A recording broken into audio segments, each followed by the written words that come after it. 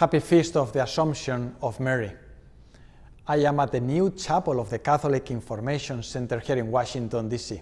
And it's not finished, as you can see, but it will be finished just in a few weeks. What does this privilege of Mary mean? Well, it was defined by Pope Pius XII in 1950 by an apostolic constitution called Munificentissimus Deus, the Most Bountiful God, in which he declared that Mary is right now in heaven with her soul and her glorious body. Think about this. Mary was the first tabernacle in the history of humanity, and her body never experienced corruption, was assumed into heaven. Pope Pius XII does a great job in explaining how this truth is contained in Revelation. Of course, that's the foundation of the dogma.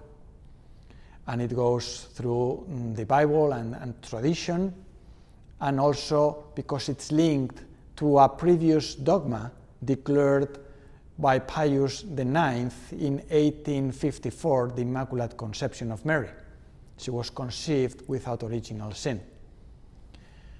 Saint Josemaria told many times of his early memories of prayer when he was 2 or 3 years old, and he would go to the Cathedral of Barbastro, the little town where he was born in Spain, and he would kneel down in front of an image of Our Lady of Dormition.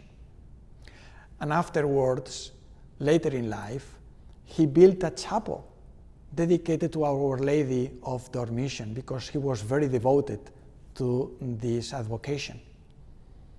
Now, did Mary die or not? Well, this is something that Pope Pius XII left open in his apostolic constitution.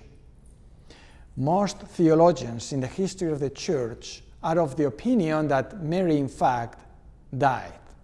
Not because she had committed any sin, but because of her intimate union with the life of Jesus, who in fact died and rose from the dead afterwards. What practical consequences does this truth have in our lives? Well, one thing comes to my mind.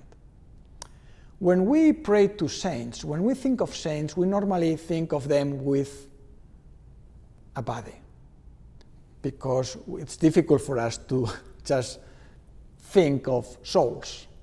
And maybe in our memory we have a painting that we have seen of the saint, or a photograph if he is a recent saint.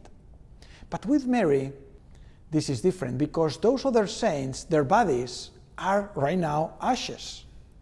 But Mary's body is glorified in heaven and real there.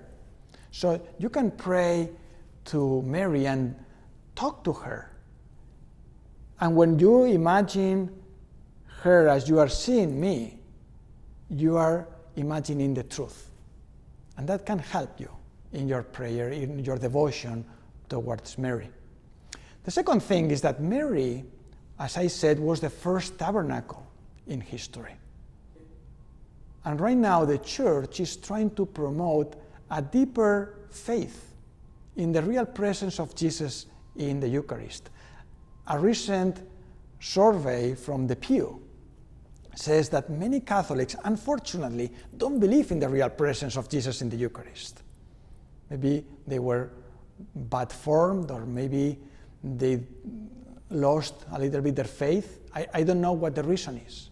But we want, through the CIC, to be part of that revival, national revival of the real presence of Jesus in the Eucharist. And this is why when we reopen the CIC, just in a few weeks, we will have adoration.